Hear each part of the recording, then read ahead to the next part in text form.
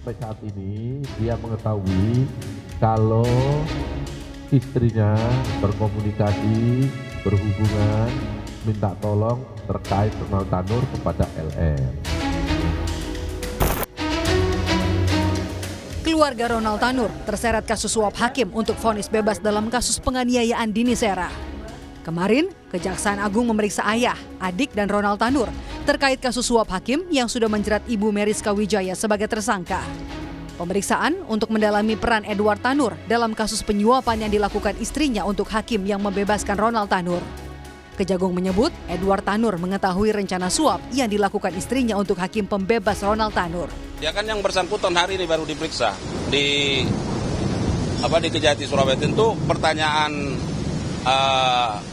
teman media itulah yang tentu akan dilihat ya. Bagaimana pengetahuan dari Edward Tanur ini terhadap proses dari hubungan antara MW dengan LR ya, karena kan sudah ada pembayaran kan dari MW kemarin 1,5 ditalangi oleh LR 2. Nah, bagaimana pengetahuan dari Edward Tanur?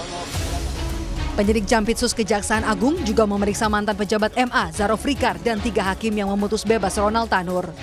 Dalam pemeriksaan, Kejaksaan Agung mendalami peran masing-masing tersangka hingga membuka peluang untuk memeriksa hakim MA yang adili kasasi Ronald Tanur.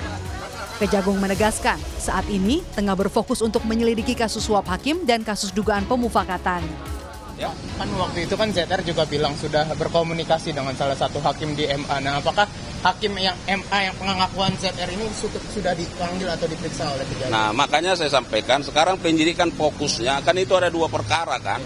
Ada 2 perkara, ada perkara dugaan tindak pidana suap dan atau gratifikasi, ada perkara dugaan tindak pidana permufakatan. Nah, jadi fokus di sini ya. Nanti sambil jalan kita lihat perkembangannya. Oke? Saat ini, Kejagung telah menetapkan 6 orang tersangka dalam kasus suap hakim untuk vonis bebas Ronald Tanur. Salah satu yang menjadi tersangka, Ibu Ronald yang diduga memilih hingga memberikan suap 3,5 miliar rupiah untuk 3 hakim yang memimpin sidang vonis Ronald Tanur. Tim Liputan, Kompas TV.